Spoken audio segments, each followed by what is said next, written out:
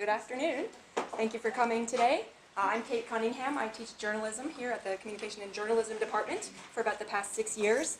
About a year ago, I was hired as the Communication and Social Media Director at advance.unm. And it's kind of funny because people ask me all the time what a communications director does, right? They're not really familiar with newsletters, website, video, things like that. But no one ever really asks me what a social media manager does, right? Because everybody knows what social media is all about, right? It's like code word for cats. This is actually what I do all day. It's great, right? Here's Twitter for people who don't know. This is the funny cat pics account. Any cat people in the room? Okay, right? You're just like checking it out, cat in the dryer, that's funny, right? Right? Any dog people? Dog lovers? Okay, excellent. We've got that too. Twitter, right? Lorena, right? You were just gonna check out like 1 or 2 dogs that one day, and like pretty soon, like you spent like an hour and 45 minutes checking out dogs on Twitter. It's cool. I totally understand. But then you're like, oh, right? You gotta like actually be working on social media, right? So speaking of work on social media, some agencies take this a little bit more seriously than others. NASA has more than 200 social media accounts, right? They're kind of geeky about everything. They've got different platforms, of course. Here are some of them, but they also have accounts based on their different locations across the country, right? So you could also spend a lot of your time on social media going, wow, right? Like, solar flares, that's cool, right? Like another half an hour's gone by, you're supposed to be working. They have podcasts, right? The Silicon Valley podcast, cool GIFs, I mean, pretty much you name it. NASA or NSF is going to have something for you to look at, the evolution of gecko adhesion, right? You're like, that's cool. Gravitational light and things like that, waves, right? But there are actually some work things that you can do on Twitter in your classroom and in your professional life that I thought we could talk about today. So that was fun for a minute. Now we're going to get into some work, okay? But first I wanted to talk about why social media. Okay, is this just a thing that the millennials do, right? The kids in your class? Probably not, right? Pew Research says 80% of adults now use at least one form of social media. Many of you raised your hand as identifying as part of that group right now. In teaching, the numbers are a little bit lower. Here's a study, Pearson Learning did a study on social media and teaching. 41%, a little bit dated, 2013, but we know it's gone up since then. I'm one person who uses social media a lot. In my classes, I teach digital journalism, so it makes sense there, but I think I have some ideas that can make sense no matter what you teach. Okay? All right, everybody's like ready to like press the start button, right? Turn this thing on. Feel free to do stuff that we talk about as we go. I'm not going to think it's rude if you're looking at a cell phone. I'll trust that you're not, texting somebody, that you're actually trying what we're doing, okay? Everything we're about to talk about you can do on a desktop or on the mobile version. It'll work in either spot, whatever you feel comfortable with, okay? So I've got 4 countdown steps for you to get onto social media, okay? We need an account. Many of you have an account. Is anybody still at the spot where they want to create a new account on Twitter or Facebook? Okay, I can go quickly through that part. You're going to find and follow people, search for topics, and then try it out, okay? You probably know you want a professional name. I tell my students names like this, probably not the best thing. Lobo Chick 1999 is funny, right? It makes sense to you at the time, but you want to think of your potential employer down the road. If you're a Dodgers fan, that's cool. I suggest your first and last name. Make it easy if you can. And that's so people know who you are and how to find you. If you're looking for a job, you're looking to make connections in the professional world, okay? A lot of people ask me, should I create a personal account and then have a work account over here? I've gone back and forth. I really think it's up to you, right? If you're a new mom and you've got the photos that you want to share on Facebook, but maybe you don't want to share that with everybody in your department, maybe you want a separate Facebook page for your fun stuff, okay? Totally up to you. I see people doing both. I also see people who have professional accounts doing a little bit of the personal sprinkled in, and it works really well. So that could go either way. Keep in mind, though, your privacy settings, and we could probably talk about this for a whole semester, doesn't really mean things are private, right? Somebody could take a screenshot, share it somewhere else. Maybe you had a post that you didn't like, you wanted to take it down, it's kind of out there. So that's kind of a whole other topic, but just keep that in mind as you're deciding what you want to put out there in a professional or in an academic context. Okay?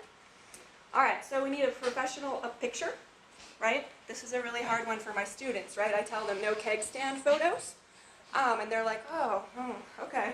But what if you can't tell it's me, right? So you know, they're into these like graphical drawing type things. You still want a professional photo. Don't do the selfie, even though it's like the nicely lit selfie. Have a friend take a photo for you, right? Just step back, get something nice out there to represent you in a professional way. As you're creating your account, of course, you need a bio, right? The nice thing about social media bios, whether it's on LinkedIn, Twitter, or Facebook, is this is your chance to tell the world what you want to know about them. Not what your department chair wants you to know about them, or you, right? The story you want to tell the world, right? We brought a couple of examples of good bios on Twitter, and we can talk about some of the components here. Okay, Imogene Coe. You know right away that she's the Dean, Faculty of Science at Ryerson. She's got the @ Ryerson, which is a way to say, this is where I work, right? The @ symbol denotes that this is a person or an institution, a company, something like that. Right? I know right away she's a cell biologist. She's an advocate of equity, diversity, inclusivity, STEM, SciComm. Right? She's using hashtags inside of her Twitter bio to tell people what she's about. Right? I don't know this person, but right away I get a pretty good sense. Right? That's what you want to do, is be succinct, short, and quick in telling people what you want them to know about you. She's also got a website and her location. Okay? Another good example, notice the nice professional photo, but also the cover photo. Okay? The woman prior had a cover photo of herself. If you like the more abstract, you want to show off your art, or use somebody else's art with permission, totally fine. We know right away she's into technology, chem ed. She's passionate about academic advising, and on and on. You get a sense of who this person is. She's got her LinkedIn account, which is another great place when you think about social media, another great place to get the word out about who you are. Okay, you can also get information on who follows the people that you're thinking about following. Okay. Here's another just really quick one. You guys can read the examples, but I know right away a little bit about this person, and I can decide follow or not follow. Chem Connector, not a first and the last name per se, but is a person who's well known for the name of his blog. That's the same name, chemconnector.org, something. Yeah, it's .com. It's .com. right there. You put it up. Is kind of known, that's sort of what he's known for. I think in that case, if you've built a blog or you've built a name for yourself, it's okay to not do last name, first name, last name, Right. things like that. He's also using his ORCID ID number, so people can see what he's published. Yes. Because he has a really common name. His name is Anthony Williams, which is a really common name, and it's a little bit different, but there's actually another Anthony Williams where he works, which is the EPA. So he decided to do this blog a long time ago, and has become well known for that, but also the ORCID immediately gets whoever is looking for him to his specific research materials. What does ORCID mean? An ORCID is an ID that they make you do, at least in like the journals that I've done, where it's almost an outside entity that you have to have an ID for in order to publish. So, short amount of space, tell people as much as you can about you. Okay? All right, we want to fill up our feed, right? Most of you are familiar with a Facebook feed, right? This is the place where the information you choose comes in, right? This is the stuff you care about. This is a feed in Twitter, sort of that main column where people are updating and you're always seeing what other people are doing, right? So how are we going to find these people? Sounds like most people in the room are familiar with the @ sign, right? @ and a person's name or an organization's name is a way to find somebody. If I need to find UNM, I'm going to try @UNM and maybe @University of New Mexico, something like that, as I'm searching for somebody within social media. Advance.unm, @NASA, @NSF, right, are names of organizations. So that's what that big old @ sign is. Same thing for people. Anderson Cooper, whoever. Again, first name, last name makes sense here because that's what people are going to search for, probably first. Up to you, however you want to put that together. Sometimes you have to Google people. If you're in Twitter and you know that person is in Twitter and it's not coming up, you would go to Google and type in advance @UNM Twitter, and it would come up faster. Don't ask me why. One of those quirks of Twitter, okay? Same thing with people. So just a quick way to find people you want to follow. Okay? Hashtags. Anybody have a good definition of a hashtag? So a searchable strand of a certain topic. Perfect. This is a way to search on a certain topic. I'm really glad that nobody said this was the pound sign. A certain generation used to think of it as a pound sign, but Here, the hashtag is basically, I still think of it as a number. right? Started on Twitter, but now you see it across social media platforms. So you're on Facebook and you'll see topics that are hashtagged. Same thing in Instagram, other places out there in social media. Okay, way to find stuff. It's also a way to get in on a conversation, right? If I'm going to the Lobos game and I want everybody to know that I'm live tweeting the Lobos game, I'm going to use the Go Lobos hashtag to make sure that who's ever looking for Lobo coverage that night knows that I'm there. So it's a way to join in. Yeah. So with hashtags, are they specific to the social media site, like the Twitter hashtags versus Google hashtags? They don't cross? Great question. They stay the same. So let's just go with UNM, for example. I would use hashtag UNM on Twitter. I would do the same thing, Facebook, wherever else I'm going. So they don't change across platforms. Great question. Yeah.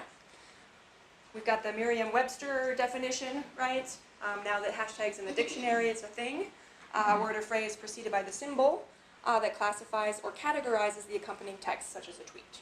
Okay? Here are some examples. The first one is the one I love to look at 3 in the morning, NMWX, New Mexico weather.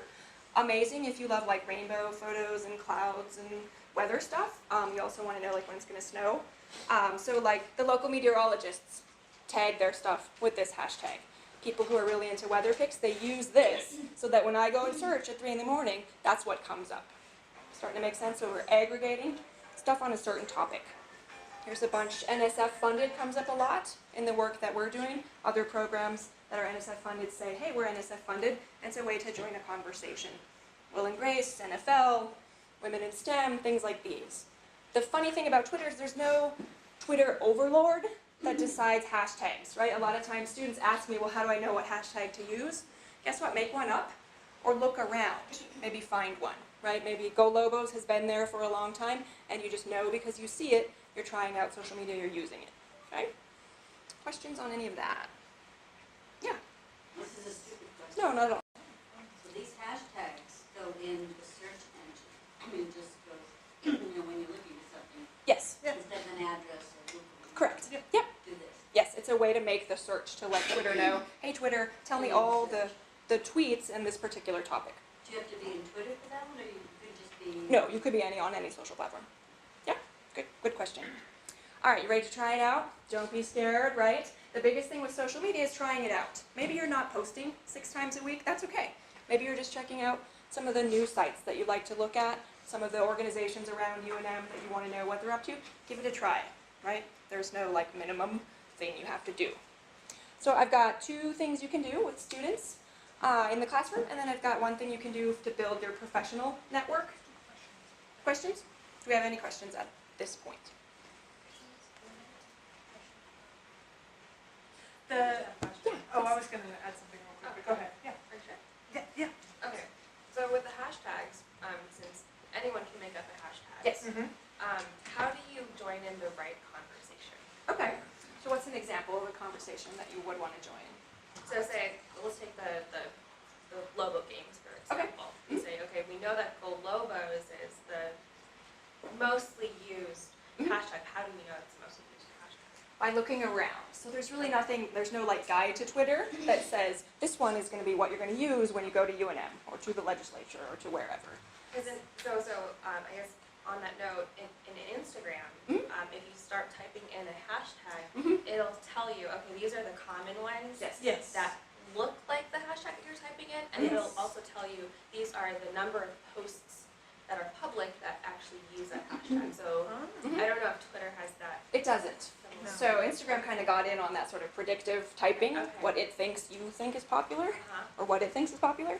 Okay. It's hard to know, right? Facebook does it too because they're owned by the same company, right?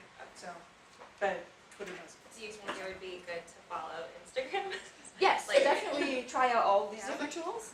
But that's an interesting point. How do you know what hashtag to be using? A lot of it is looking around, right? If you're at the Lobos game and you notice 4 sports reporters, you might then go to the sports reporters, see what they're tweeting and what hashtag they're using.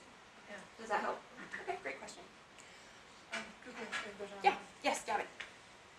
And you may be touching on this when you talk about the interactions with students, but how much depth and detail do you have, how much background information do you have to go into before you, do you have dedicated class to Twitter that how to Yes. Twitter? This is a great question. My whole class is not dedicated to Twitter, but it's a major part of what I do, Yeah. which makes sense in a journalism context, right? Sort of that intersection of social media and reporting. But I like to set it up in terms of this is not just you talking about anything. This is something you're going to do in a professional, right, ethical context, and lay that foundation that anybody can read what you're saying. And it's as if you were writing a story for the newspaper. You want to kind of follow those same standards, right? Does that help? I guess what I was asking about is my assumption is that when you're teaching college students that they all have Twitter Oh, accounts? Oh, yes. no, no. No. Oh, no. Right. Okay. Very surprising to me how many students do not use Twitter. I guess only the old people use Twitter, I'm not sure. So we had to spend a lot of what we just did of setting up your account, getting it, right. Yeah.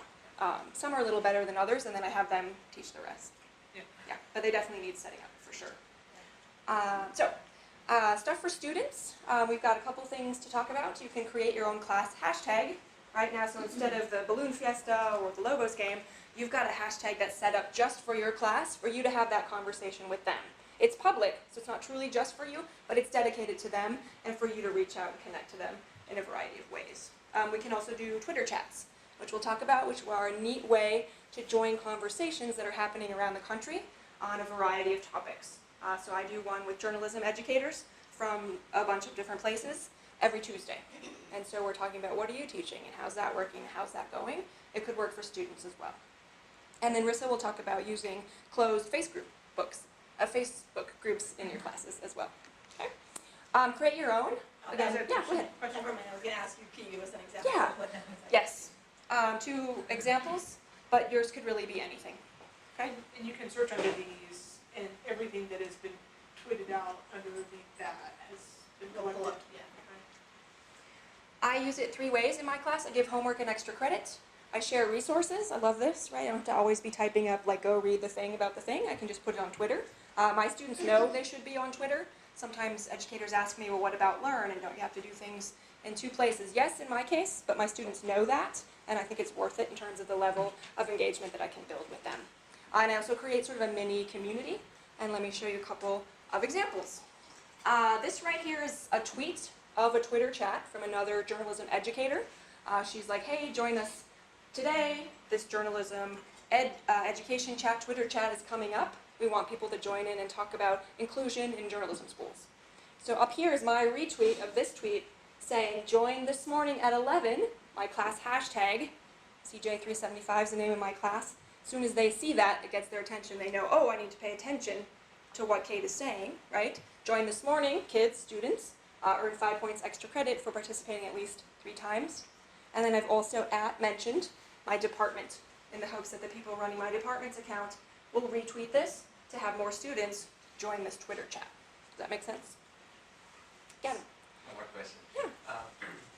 Do you find that students are hesitant to allow their professors access to their Twitter accounts, and that you don't want them, they don't want you to feel like you're trolling them? Yes. Great question, and this does come up. I don't actually follow any of my students on Twitter. I don't need to know all the things with the Right. students, right?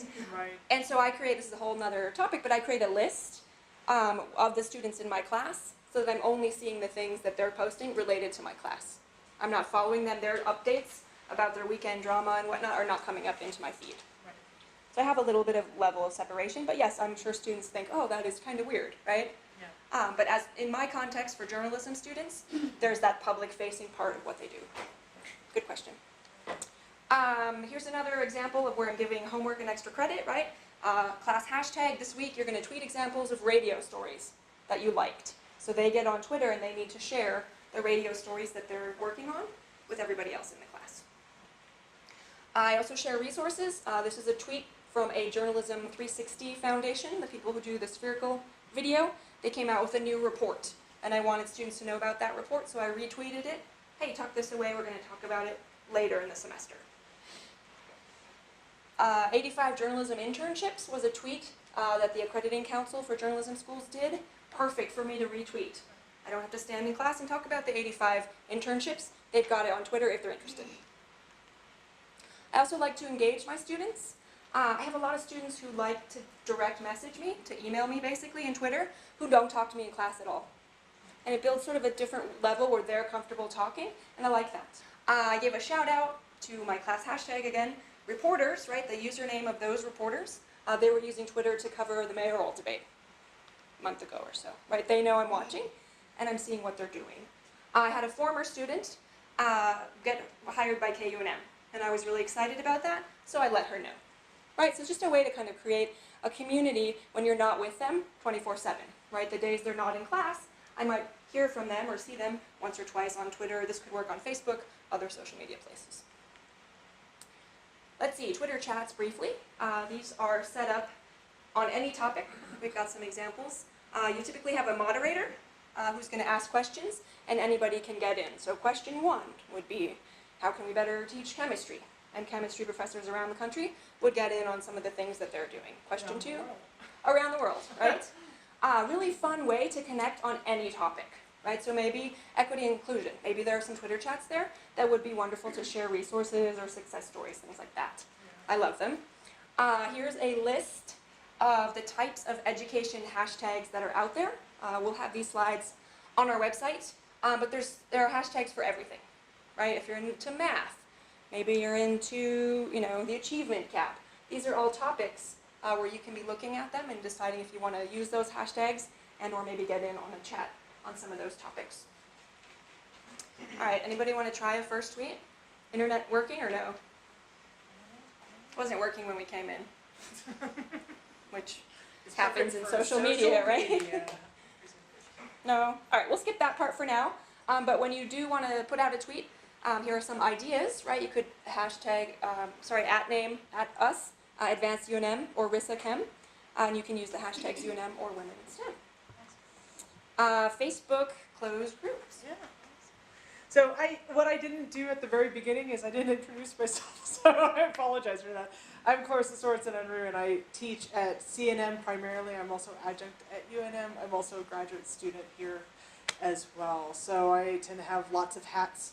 And so this is part of one of the things that I do in my free time and enjoy a lot. And we're doing a book as well on this for the American Chemical Society, so it's kind of fun at the moment. So in terms of the using Facebook closed group, okay, so here was my problem.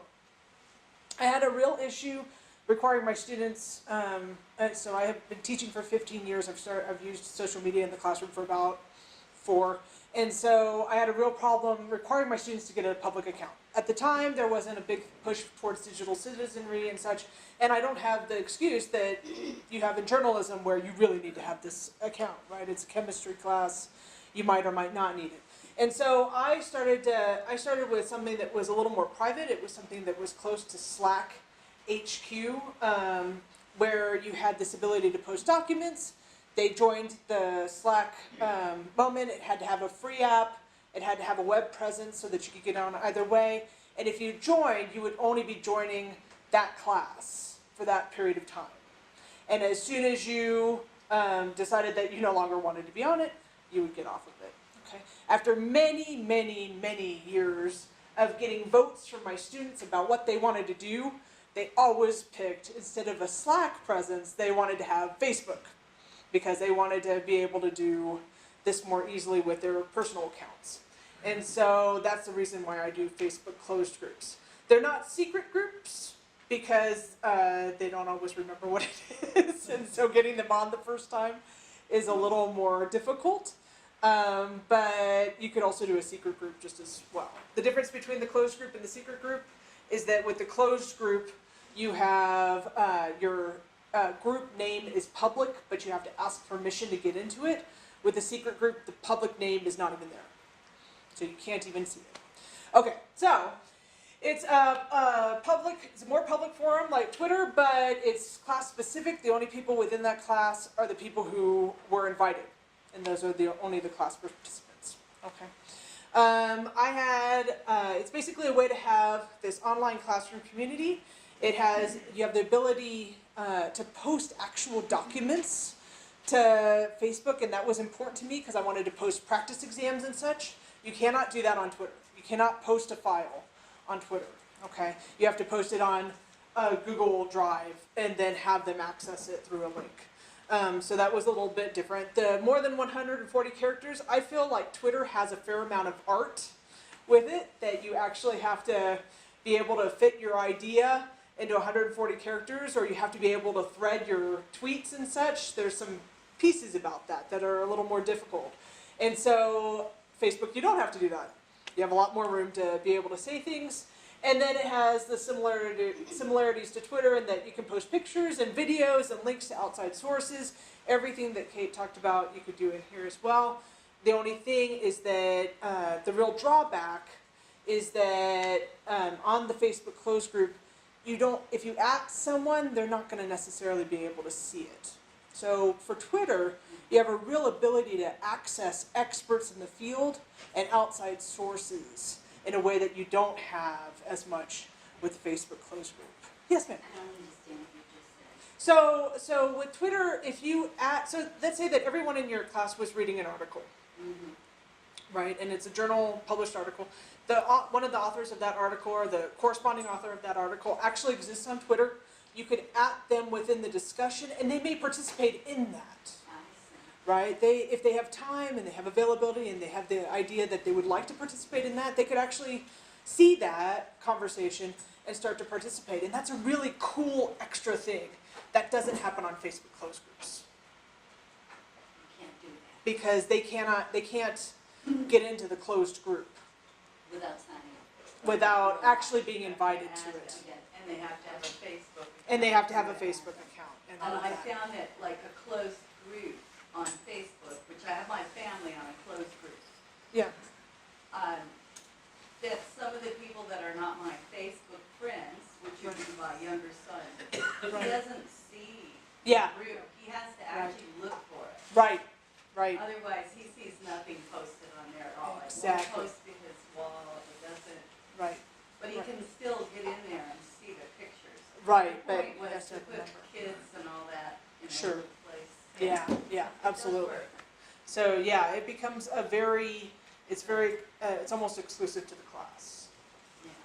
Yes. To kind of build off of that, do you see another disadvantage being that millennials are moving, or shifting away from Facebook, where there's Oh, not this? Yeah. I don't have as much of that because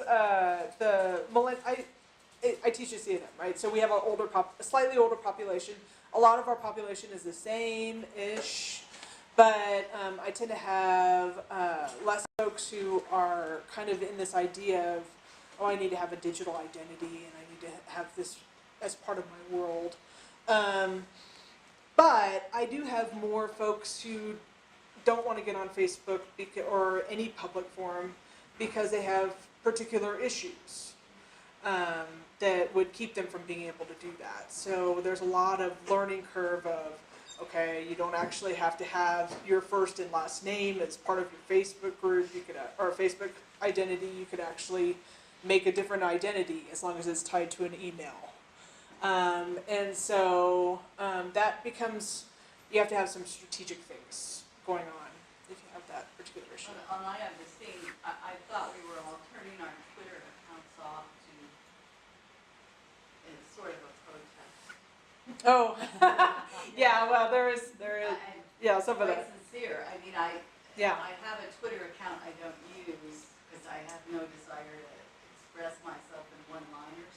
right. And that, Sure. and just to get them to turn off the emails from a Twitter account that I don't use. Right. I'm gonna have to totally close the account, I guess, because it reactivates itself.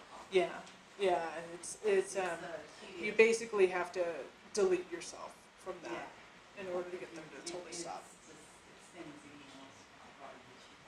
Okay, any other questions? All right, so how to implement these if you're interested in them. I do one group per class per semester, so this is a picture of my chemistry, my Gen Chem 1 class for this semester. And I tend to have it as a closed or secret moment. I have my own Facebook personal. I'm one of those people who has their own personal Facebook account that I have some coworkers on, but not many. I tend to post pictures of my son on that. And so in order to do this, I had a lot of students throughout the years who really wanted to be able to contact me, who wanted to be friends on Facebook, and I wasn't really willing to do that. And so I made an account that's a public account that actually is the same as my Twitter account, so that they could access me easily. Okay. I tended to have students vote for it for a long, long, long time. So I thought that got better buy-in from the students. Sometimes I still have them vote, sometimes I don't, but they almost always overwhelmingly vote for it, and they almost always overwhelmingly vote for Facebook closed groups as opposed to something else. So. All right. One of the things I have started to implement in my later years here has been that I have my students do WordPress blogs. So one of the ways we use the Facebook closed group is that they actually put their blog entries on the group itself. And one of the things we're doing here is that I had gotten kind of tired of doing muddy points before every single class, because I kind of knew to some degree, unless someone had a really different question than is the question that always is present, I kind of knew what was going on. I was like, please contact me if you don't understand something particularly, but it started to get a little bit redundant. And it got redundant for them. They were no longer enjoying it. So what I did instead is I did these blogs that are on WordPress that have them reflect on their learning in some way, shape, or form. So they're basically learning blogs, learning journals. They do one for each exam. They can talk about the exam, they can talk about the material covered by the exam, or they can talk about their learning journey as a general chemistry 2 student or whatever. And then when they post their link on the Facebook closed group, they can talk about each other's as well. So if they comment on each other's blogs, that gives them some extra credit as well. Okay. And they can put resources and all kinds of other things up there. But I did this as a way to have them start documenting in written form their presence on social media. All right, so we gotta get going. Do you guys have any other questions? You guys are asking great questions. Yes. Can you talk about anything about using it more for information sharing or stuff like that, or a research perspective? I will be talking about a research perspective, but it's at the end. So yeah, we will definitely get to that. In terms of, but are you talking about researching in the class, No. or you're talking about your own research presence? About research and things that are going on. We work with clinical trials, Okay. and so we're trying to figure out ways to get more information out to people, but not necessarily a place where they could post because of HIPAA and stuff like that. Sure. But a way to have more of a presence to share information. So talk about things. Okay. Yeah. We're going to talk about some places. I think some of these things that I'll talk about might jog some ideas for you, but we can certainly talk about it more if you'll ask that question again if we don't get to it. Absolutely. Okay, All right. let's get to it. The research part coming up soon here. We want to talk about social media for you to build your professional network, right? You maybe have tried it in the classroom, but you might be here to figure out what do I do to advance my career and to let everybody know about the things I'm working on. So I've got 4 quick things. You can create a digital bulletin board, those things that used to hang in the hallway by that place that used to have a water cooler, right?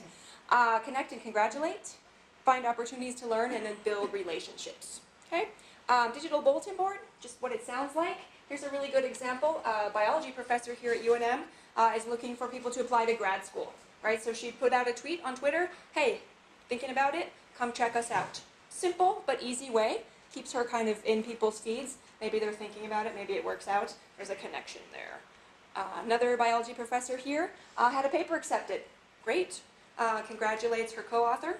We've done it again. Just a quick, easy, sort of feel-good way to get on Twitter.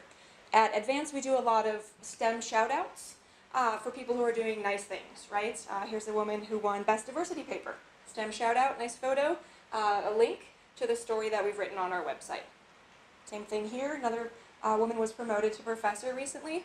Here's our STEM shout-out. Just a nice way to have some happy, positive things happening on social media for you, and to connect and congratulate, which is always nice. You can also find a ton of opportunities to learn. Again, not just Twitter. I talk a lot about that, but this is on any platform. If you're looking for a conference that might have to do with women in STEM, one easy Twitter search, and you've got one in Denver, you've got one in Florida, and another one in Texas. So pretty quickly you're finding information. You probably didn't get a flyer for all 3 of these in your mailbox.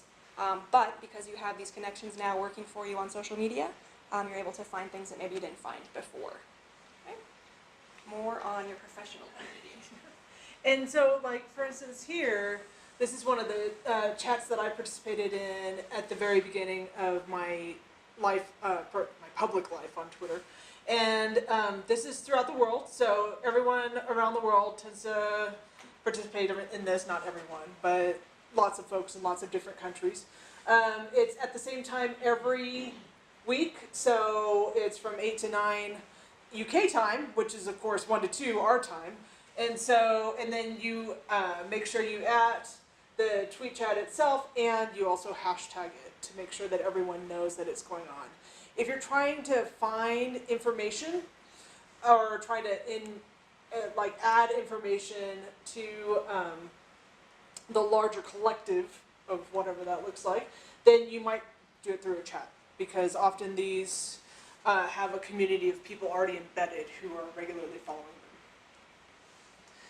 Likewise, you can build relationships. So just by having a Twitter presence, you can find other people who are like you, right? And so, for instance, Virtually Connecting is a group that actually takes the keynote speakers at different conferences, sits them in a room, puts a camera on them, and then you connect via Google Hangout, basically, to those folks. You sign up in advance, and then you can have a whole chat about what they talked about, what is interesting to you. It could be for conferences that you've never even thought of going to, right? That you might have some interest in. And then I tend to use Twitter for mentoring stuff because I apparently can't help myself.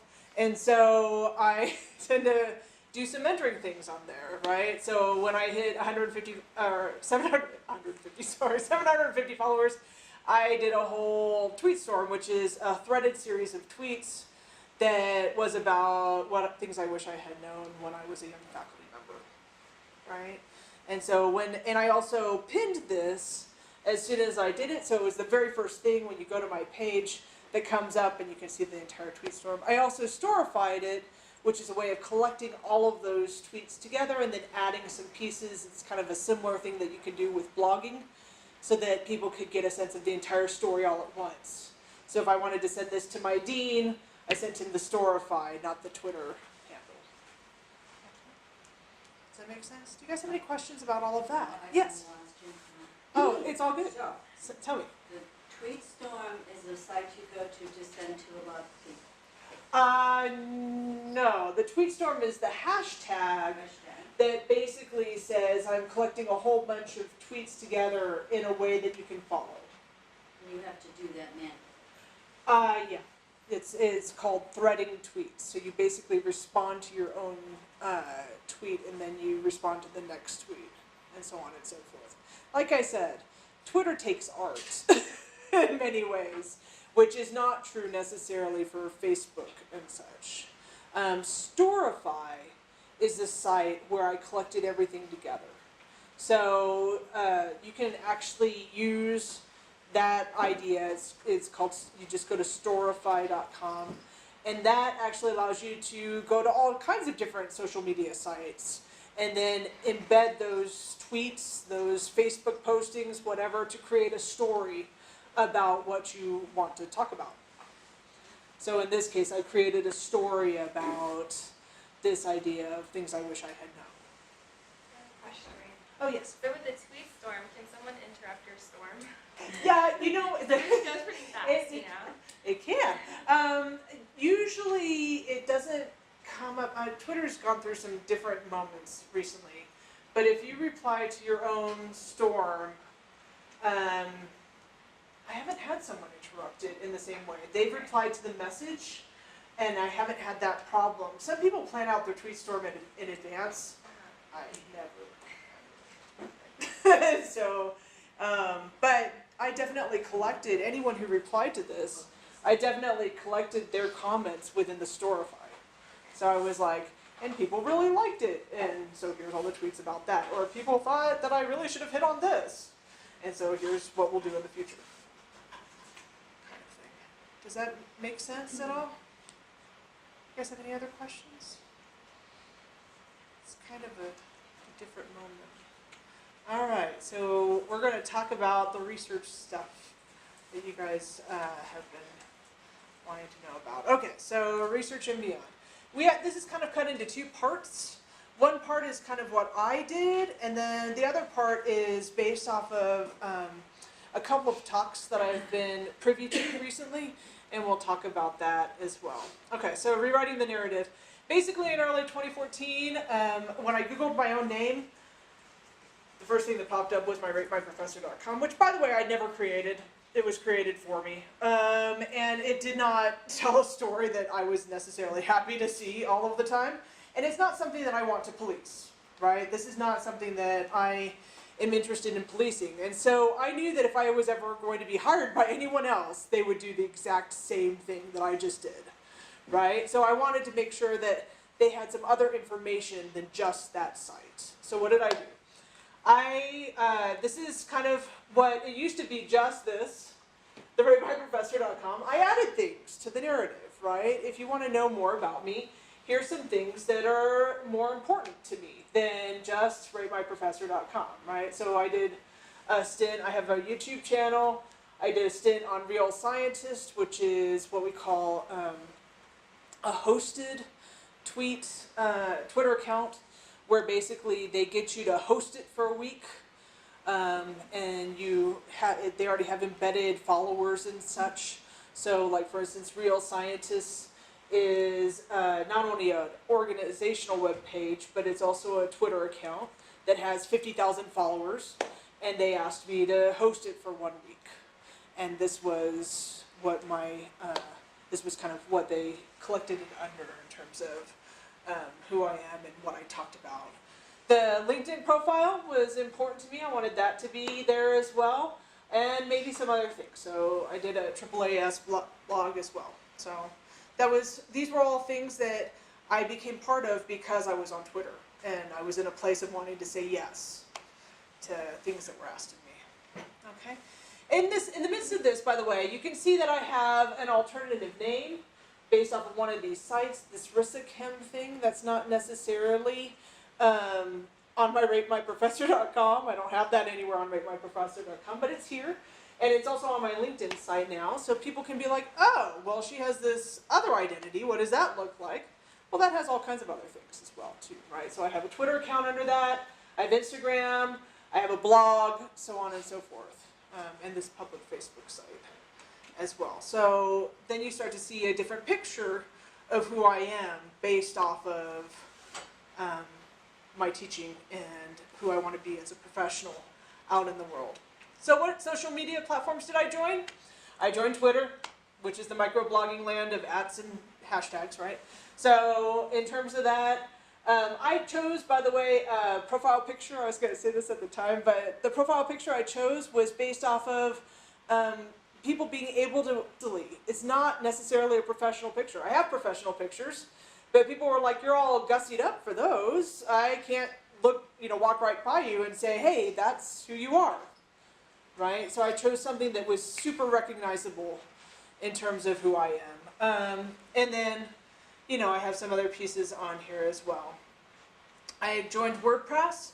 I had originally had a personal blog that was private. That's what this was. It's now public. And then I did a blog that was connected with my other identity, right? This Twitter identity. So RISAChem, the blog, was formed to talk about professional things instead of personal things. But neither of those they're still not as good as having your own webpage, which Kate has.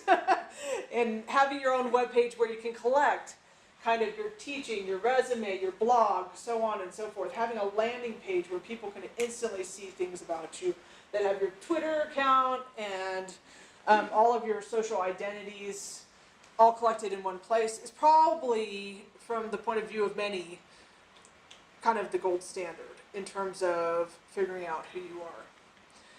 The YouTube account, I have a lot of subscribers, well, not a lot of subscribers. I have some subscribers, most of them are my students. I have a lot of videos on here. What I don't have is I don't have the videos that have like 10,000 views. Okay, so what has happened is in the midst of posting your videos up here, you can actually say that you give Creative Commons license to it. So basically people can use them if they would like to. Forbes Science has used several of my videos. I did not know that they were using my videos. They didn't have to contact me in advance, but they did it to explain some concept in the midst of their article that they thought I explained pretty well. Okay, so realize that when you make those little tiny ideas, those little tiny things that you think, that's not that more important, they are. And they will come back in some way, shape, or form. I also have my LinkedIn moment. There's one of my more professional pics, which folks will argue doesn't look like me. And of course you need a LinkedIn profile if you are doing anything in terms of job or if you want to make connections. And one of the things I wanted to say here is that the people who are connections on LinkedIn are not necessarily the same people who are connections or followers on Twitter, who are not necessarily the same people who follow the blog, who are not the same people who follow the YouTube channel. So if you're like on the job market or something along those lines, you really actually have to advertise that in every single place you are. Okay, you have an identity.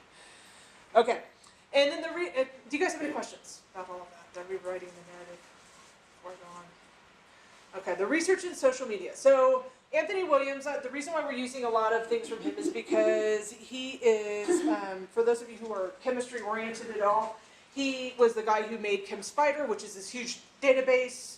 He made this when he was younger. He's an EPA scientist, and he's very, very, very prolific. Okay, so what I wanted to give you is I wanted to give you a sense. I talked with him about this, and he was like, sure, use my identity on here, because I wanted to show you what a senior person would look like. I have very few articles, I have very few things to look at. So this is what a senior person would look like who actually cares about their identity in all of these places. Okay? He did not have a professional do any of this as well. So we could talk about Joe Rolling's accounts or what her presence looks like, but she has someone who is a PR firm that's doing this, right? So this is someone who did it on their own as well. All right, so there's Anthony Williams. He has a pretty regular profile picture as well. He does spectroscopy and cheminformatics. He has a lot of research items. He has an identity everywhere. So he was in the place where he was like, this is the ResearchGate identity. He has a whole bunch of followers. He's following people. Again, these are different people than the people who follow him on the other sites. So kind of get a sense of what's going on there.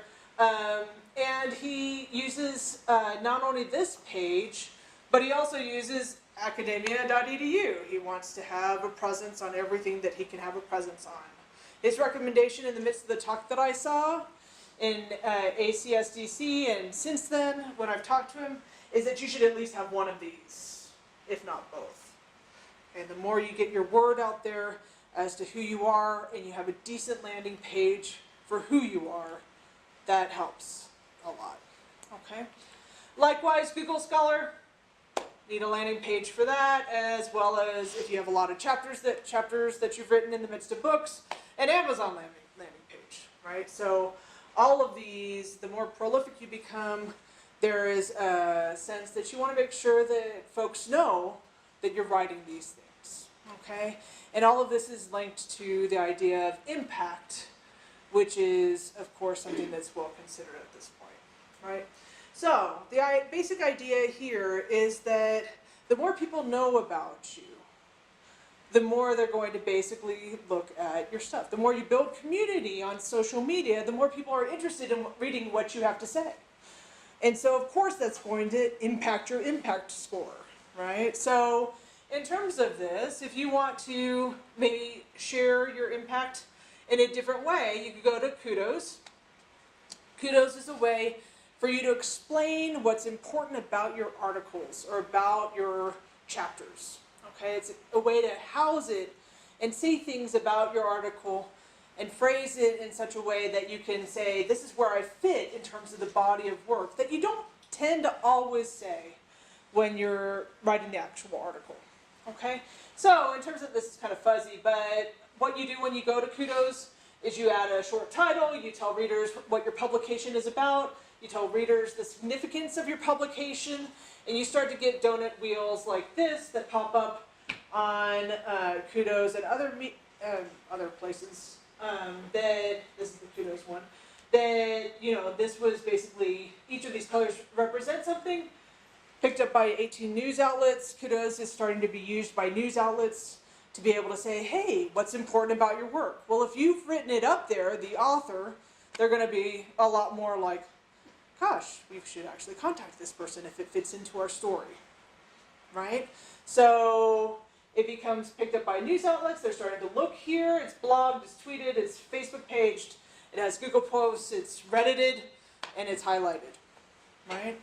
So those donuts become a quick way to see your alt metrics about your particular publication, right? And this is going to be an important, I hope it's an important thing in our future in terms of promotion and tenure, right? So how many people used your article? How many people, what kind of peer review are you getting? And the usage could also be not just your article, but it could also be your sites and such.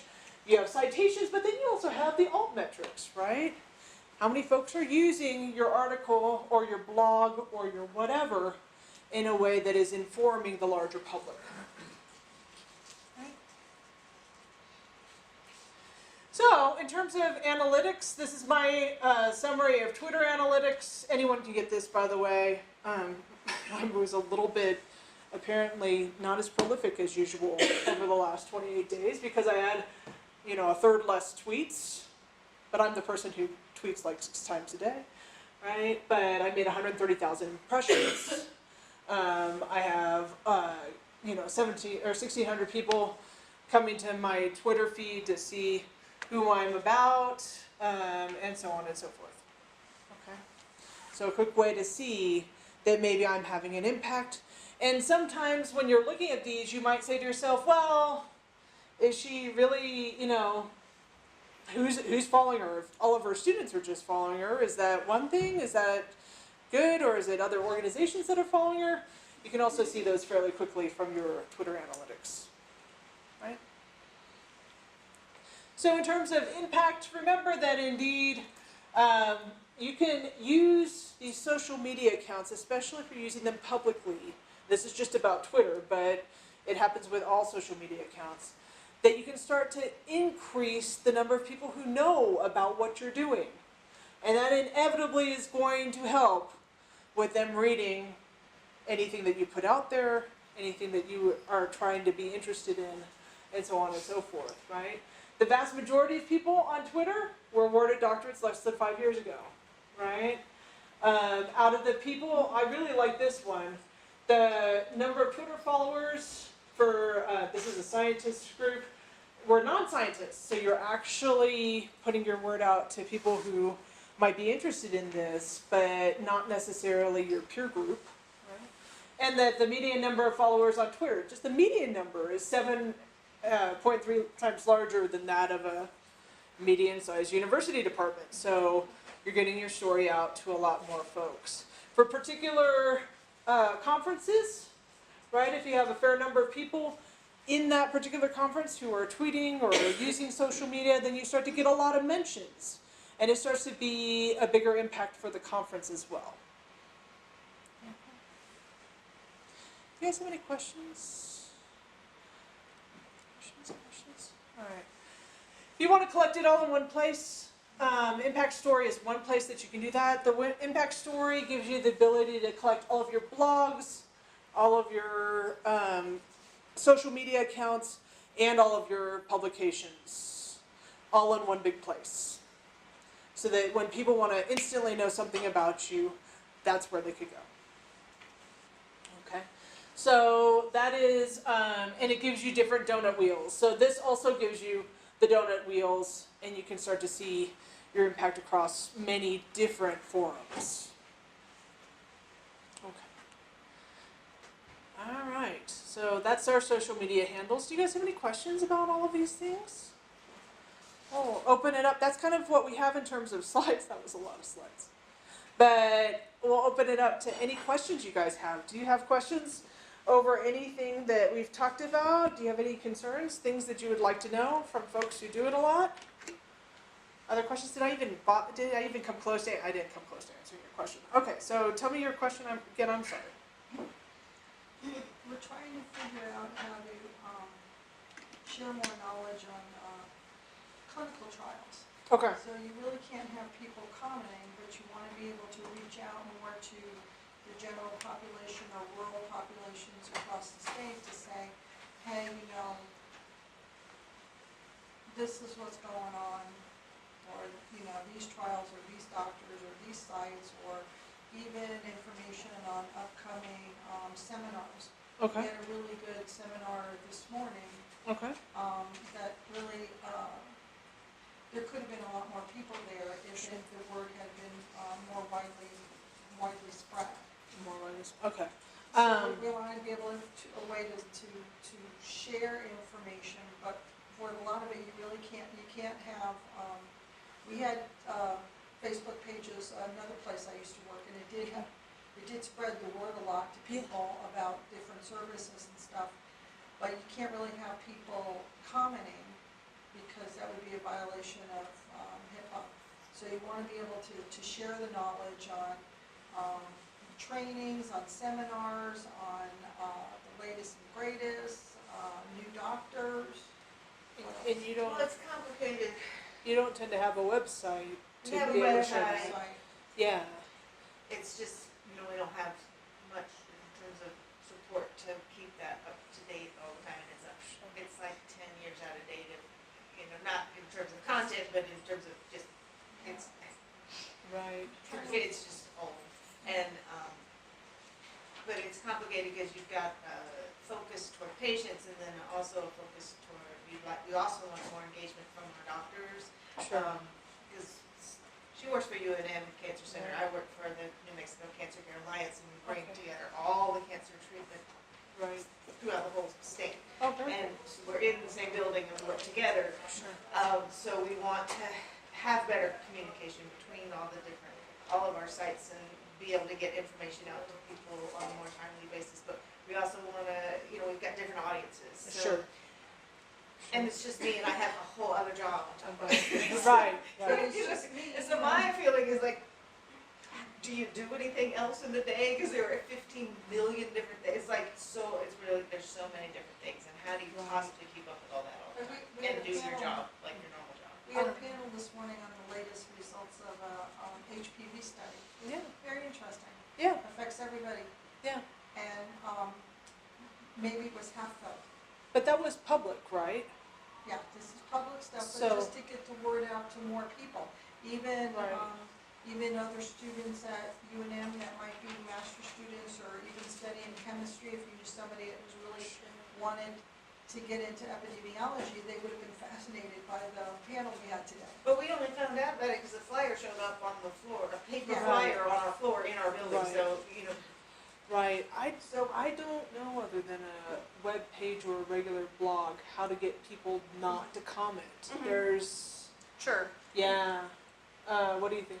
The trick with social media is to be present every single day. And it sounds like you just don't have that in your capacity right now. Yeah. Could you get an intern or a student employee or somebody like that? we Yeah. get them, but Sorry. it's such a complicated field that you really, you don't want just anybody just. Yes. like, So oh, we yeah, want, This to is share true. knowledge, but there Right. is a way, Mhm. I know in Facebook where you can keep people from commenting.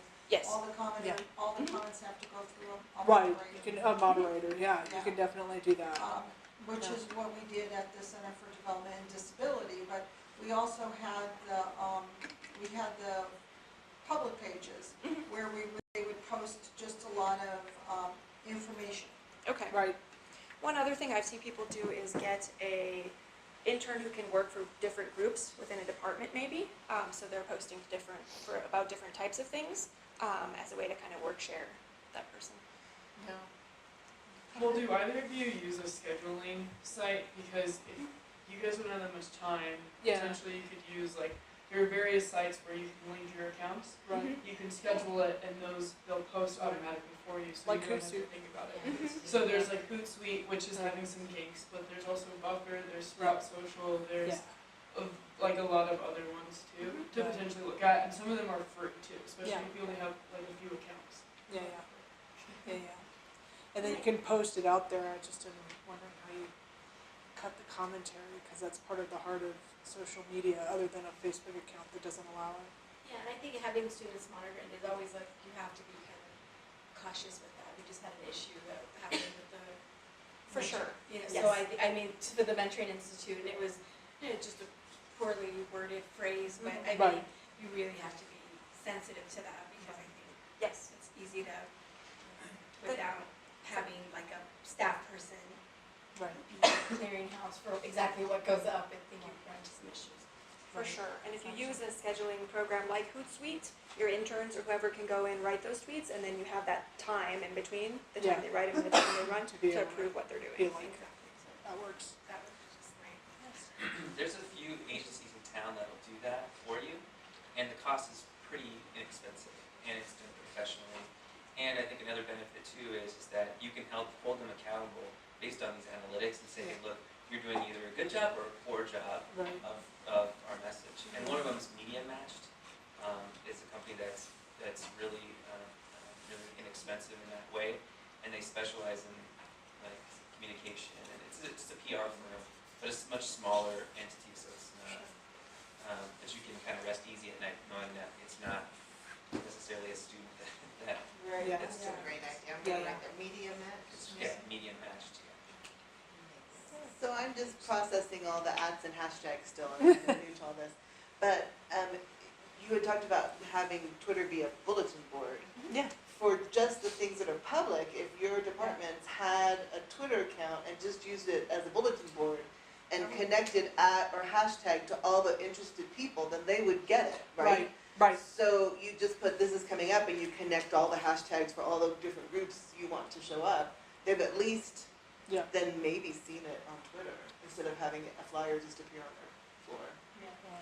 Right, because I don't understand why you can't discuss the topic and avoid the patients.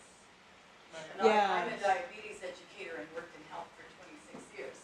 I mean, the Yeah. topic of diabetes is one thing, Right. and somebody's personal diabetes is a separate topic. Right. And so Right. I do have a Facebook page, Right. and when people start getting personal on it, I immediately write in the comments in Yeah. bold, Yeah. I'm sorry, but this is not a place where we can give you personal advice. Right.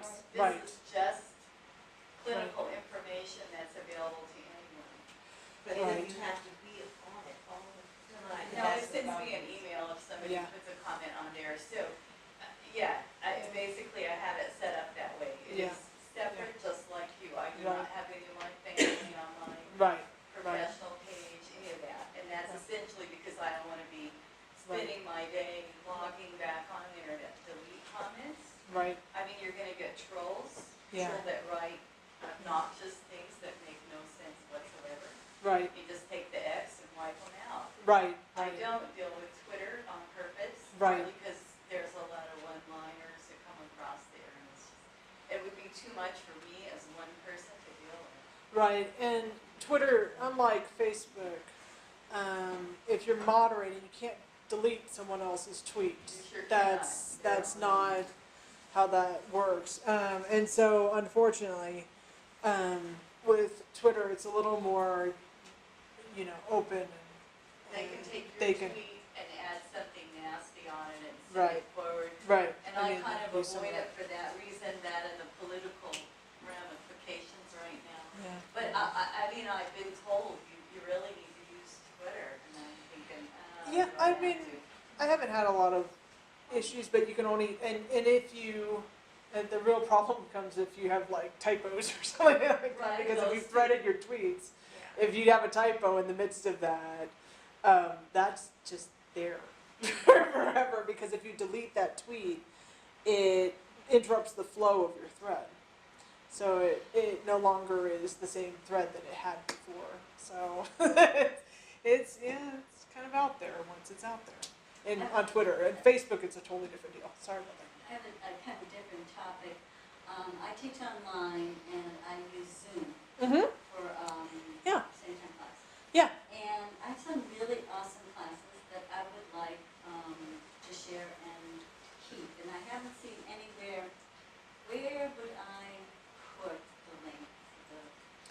So Where's the fit? it depends on how you're gonna share it, right? So if you have IRB approval to share it publicly, then you put it on YouTube. But if you have, if you want to do that only for your class, there is a private setting on Twitter, not on Twitter, sorry, on YouTube that you can invoke. So you can either have it totally private and no one can see it, or you can have it such that it exists publicly but no one knows about it. Those are two different things. And so, two different settings. So if you have one that's specific to your class, you could do it on the private setting of YouTube and no one would be able to see it except for those you invite to see it. Otherwise, it becomes a little bit of a larger problem in terms of. And so, so these are like 2 hours, and these Yeah. are like short YouTube. Yeah. But they would still be able to be. Yeah, as long as you've verified your account on YouTube, you can post longer videos. Okay, and what about students' rights to privacy? Yeah, You know, as Zoom now has pictures, yeah, not just voice, Yeah. and names. yeah. That's what I'm saying is that if you, I mean, you can either embed it in, you could embed the video if you have the ability to. I don't know that UNM has that capability, but you could try to embed the video in Blackboard. That is a capability that Blackboard has. But in terms of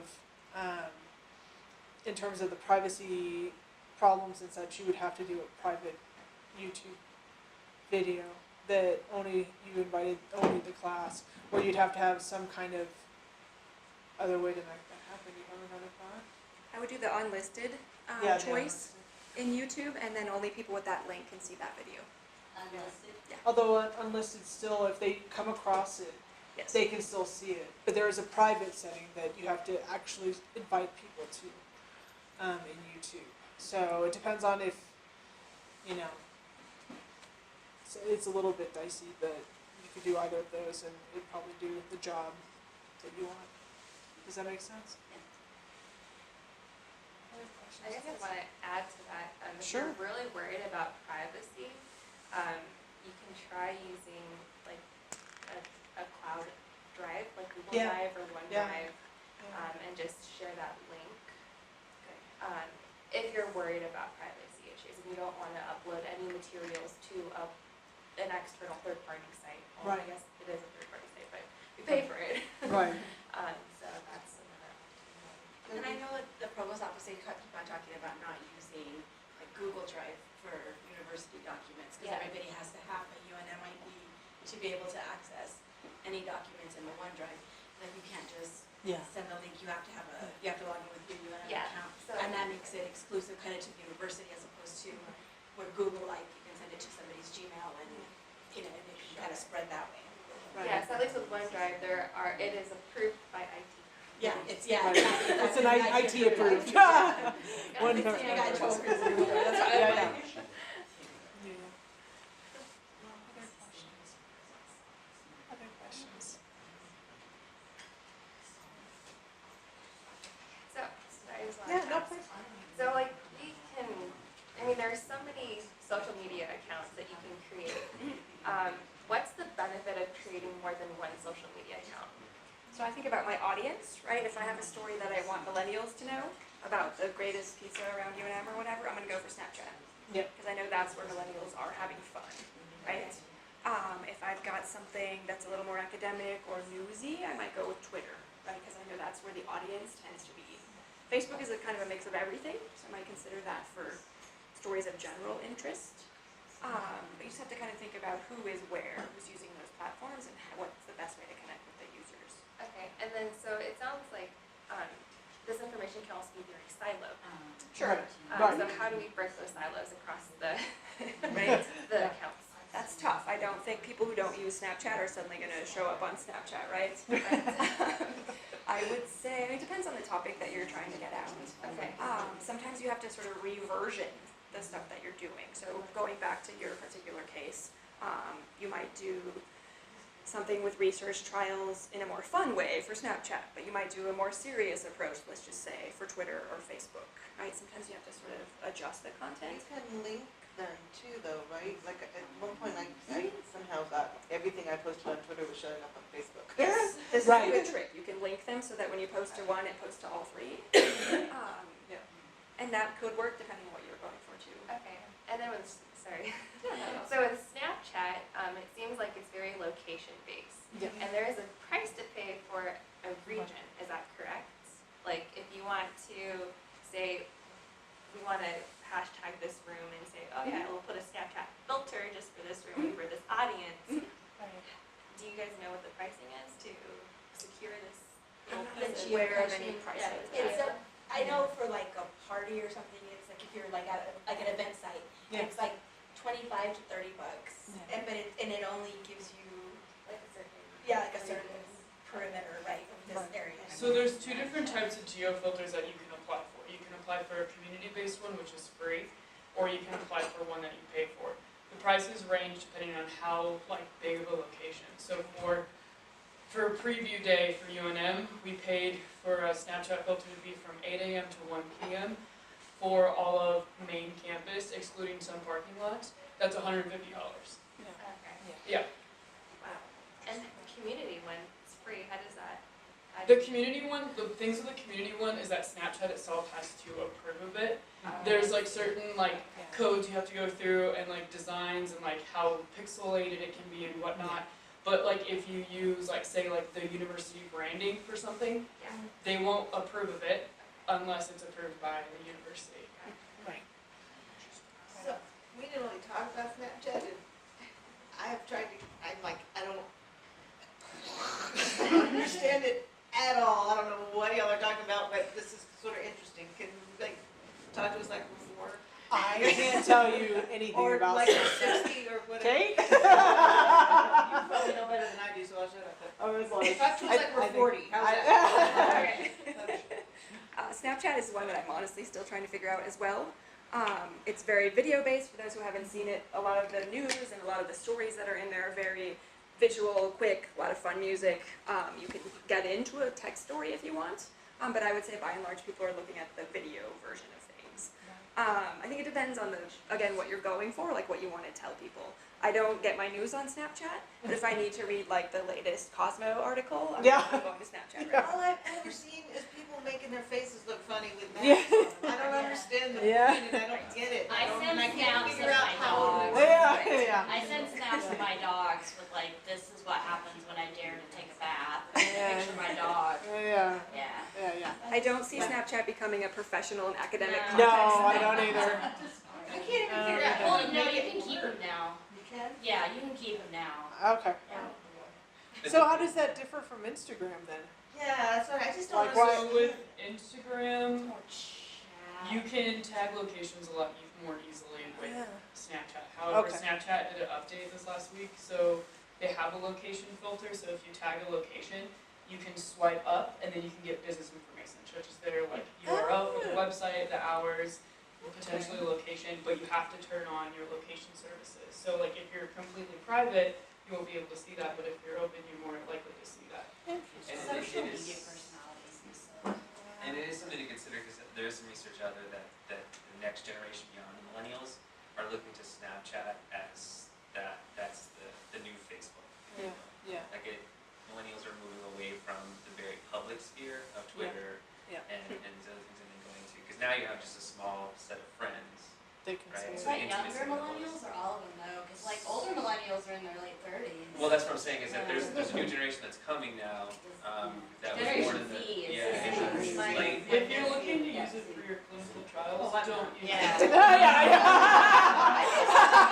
The end message is don't use that. That's all right. No, you can keep them now. That's Well, one brilliant. of the beauties of Snapchat is awesome. originally it would keep content up for only 24 hours. Right. So Right. it's Originally. originally, however, then you can save it. So there's two different ways you can save it. You can either save it within the app itself on your memories, that's what they call it, or you can save it to your camera roll or both. Okay. We'll have you teach the next presentation. Yeah, obviously, we need to have you come in and do a Snapchat. One more question. So I kind of have two questions, and they're tied together. So as we work with students and we use social media, and our goal is to help them become more professional learners and professional workers, how do we go from, say, Snapchat to whatever we go to help them look professional in the work world? And can we at all go anywhere because we're not driving as a faculty, so to speak? So those are my two questions. I'm looking at Kate because she actually teaches this. This is a great question. This is like her wheelhouse. So you're like, and here's Kate. This is a good question, and I struggle with this a lot, right? We're in this sort of really informal and casual medium, but we want students to be doing actual work and looking professional. With references. Yeah, that too. Twitter doesn't have references yet, but I'll let you know. And so for me, it's a lot about, think about this as your like job interview, right? If a potential employer looks through your Twitter feed, Right. are they going to be like, ooh, yeah, I don't know about that? Or they're going to be like, oh, and then they tweeted about the presentation they gave, and then they tweeted about the thing they published, or whatever. So I think of it as just starting with students saying, look, this is something that everybody can read, and you want to be as professional as if you were in real life, right? Well, and I think too, younger generations, there's not this definitive line. Correct. There's not this line of like, this is professional, this is, Mhm. these lines are being blurred. Yes. And so I think there should be a switch in kind of ideology where that's for this is for that, and this is for this. That you can do these different things. Yes, absolutely, but it's our responsibility to help them think about themselves as professionals, show themselves as professional, to get the kind of jobs that they're working Right. towards. Sure. And so it is our responsibility to know what those sites are and how to gently communicate. You know, that was such an awesome presentation you did. I think you should show it to the rest of the school. Right. Or you should do a poster session or whatever. You need to get yourself out there as a scholar. Right. Yes. And so when you take people who are in Snapchat and then you want to go someplace, Yeah. where is the someplace? Yes. Right. That And- is a LinkedIn kind of place. I'm not So- sure we know yet, to be Yeah, honest. I know. Yeah. Stay tuned for the next platform. Yeah. But it's about having them think about, yes, I should use good grammar, even though it's a casual place. Yes, I should spell things correctly, uppercase the I, things like that. Yeah, it's just like the person upside down over the beer keg. Right. I mean, you know, Yep. okay. Yep. It's a lot of sort of retraining how they think. Well, that's one of the reasons why I called Kate's webpage the kind of the gold standard. From what I've heard is that these folks can gather together kind of all of their multiple entities in all different places and put it in one place, and then it's searchable under your name. So the folks who are regularly on social media, they'll be like, my resume, my CV, my primary place that you're going to find out about me is my website, right? And then you go from there to all of these different places. So it doesn't really matter what medium is next. It needs to look As long as you professional have a website, when you're a looking at homepage. that collection of who you are. Okay, and that's what the career services people should be teaching that. That's a great point. Yeah. Thank you. Other questions? Yes, questions? Awesome. I think we're good. Okay, well, follow us on Twitter and Facebook. If you're And not blog. already. Yeah. And thank you so much for coming today. Thank you very much for being here.